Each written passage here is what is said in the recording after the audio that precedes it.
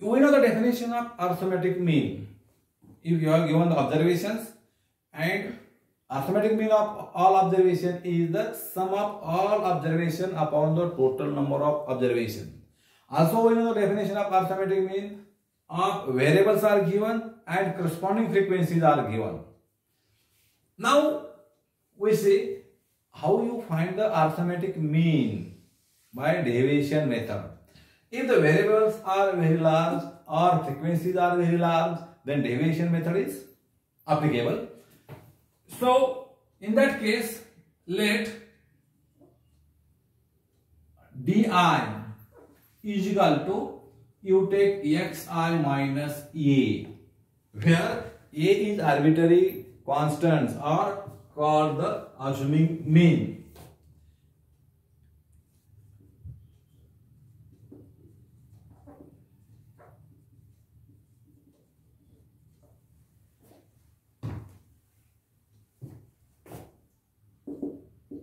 Suppose fi are the corresponding frequencies of the variables xi, then you multiply by fi on both sides.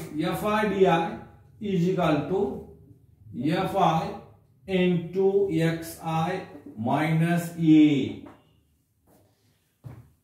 This can be written as fi into xi minus fi into a.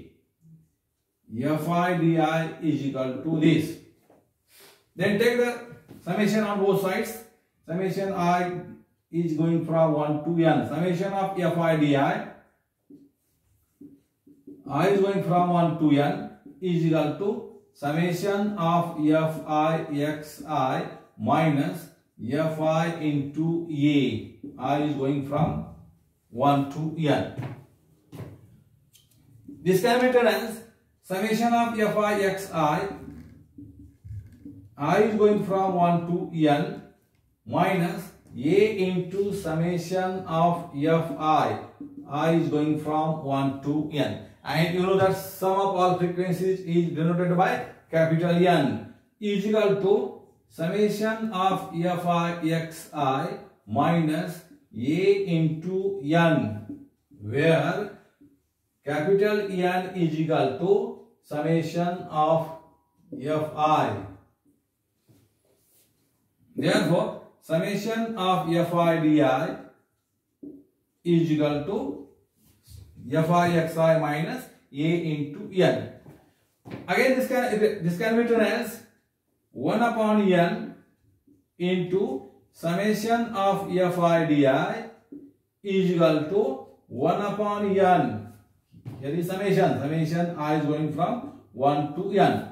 1 upon n into summation of fi into xi minus a. And we know 1 upon n summation of fi xi means x bar, arithmetic mean, is equal to x bar minus a. Therefore, 1 upon n summation of fi di, I is going from 1 to n, is equal to x bar minus a. Or this can be written as x bar is equal to a plus 1 upon n summation of fi di, I is going from 1 to n. So this is the convenient formula of arithmetic mean. X bar is equal to assuming mean plus 1 upon n summation of fi di, where di is equal to xi minus e. Now, if you have the continuous frequency distribution or group frequency distribution, you take di is equal to xi minus a upon h. Therefore, this can be written as h into fi di is equal to fi into xi minus a, where di is equal to xi minus a upon h. Again, this can be written as h into fi di is equal to fi xi minus fi a, or h into fi di is equal to summation of fi xi minus fi into a, or summation of fi xi minus a and into summation of fi. Sum of all frequencies capital N.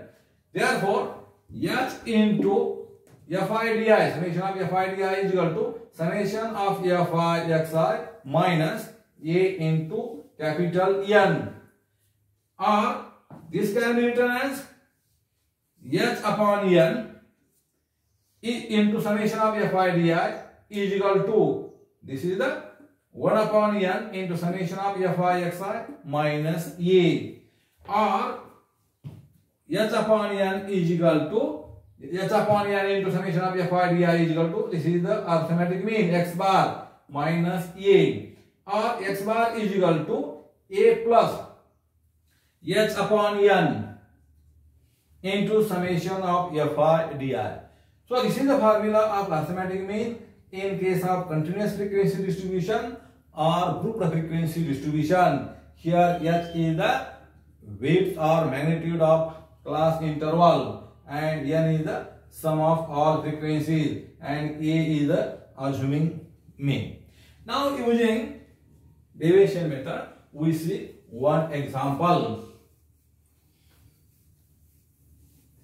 Find the arithmetic mean by deviation method of the following frequency distribution. Suppose you have given the class intervals and corresponding frequency of that class intervals. Suppose your class intervals are 0 to 8, 8 to 16, 16 to 24, 24 to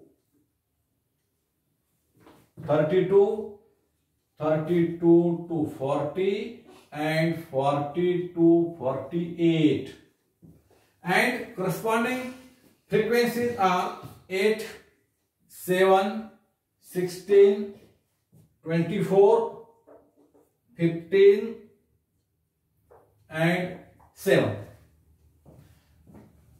Solution. Here h is the width of class interval. 0 to 8 means upper limit minus lower limit. 8 to 16, 16 to 24. So h is equal to 8. We take h is equal to 8 and capital A. Capital A is the assuming mean. How you take the assuming mean? You see the maximum frequency. Maximum frequency is 16 and corresponding class interval is 16 to 24. So you take the midpoint of that corresponding class interval of maximum frequency. So maximum frequency is here 24, not 16, and its corresponding class is 24 to 32, and you take the midpoint of the 24 to 32 is 28. So you take assuming mean A is equal to 28. So table. So you have the class interval and you need midpoint of each class interval. Corresponding frequency is given. Frequency EF. Midpoint means variable. And here di is equal to xi minus A upon h. And you need fi di.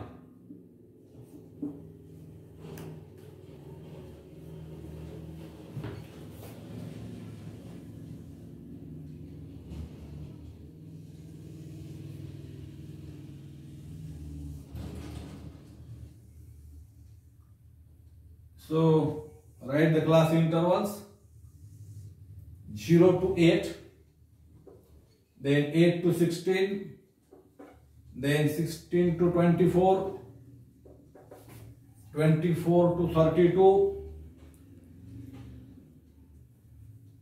32 to 40, then 40 to 48. 40 to 48.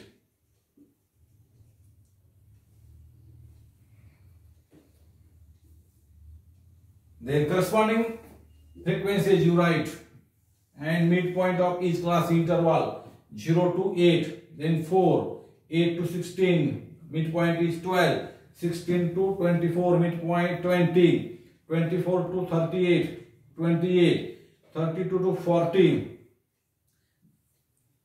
36, and 40 to 48, midpoint is 44. Then corresponding frequencies 8, 7, 16, 24, 15, and 7.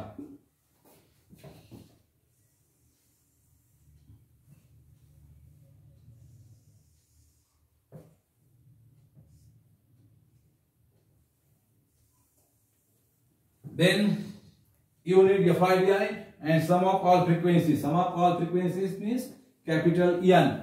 So you add this.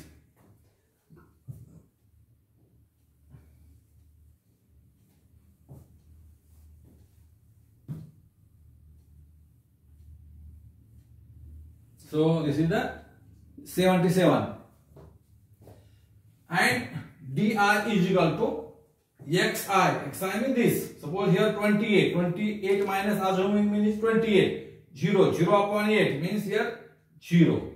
Then here xi 36 minus 28 upon 8, here 1, and here 2, here minus 1, minus 2, and minus 3. Then FIDI means 8 into minus 3, minus 24, minus 14, then minus 16, then here 0, then 15 into 1, 15, and 7 into 2, 14. And you need summation of FIDI is equal to. So is equal to this 14 minus 14, 0, 15, here minus 1 minus 24, minus 25. Then using the formula of arithmetic mean in case of group frequency distribution or continuous frequency distribution, arithmetic mean is given by x bar is equal to a plus h upon n into summation of FIDI. I is going from 1 to n. So here a is assuming mean, so is equal to 28, h is the 8, yeah, 28 plus 8 upon n means 77 into FIDI means minus 25. Again this can be written as 28 minus 200 upon 77. Then 200 upon 77. So you carry out the division. 28 minus. So what is this? 2 point something. 2.597. Then 28 minus 597 is equal to 25 minus 403. Therefore, x bar is equal to, is equal to this 28 minus 2.597 means x bar is equal to 25.403. So this is the required arithmetic mean by derivation method. Thus we have seen the derivation method and one example of derivation method. Thank you.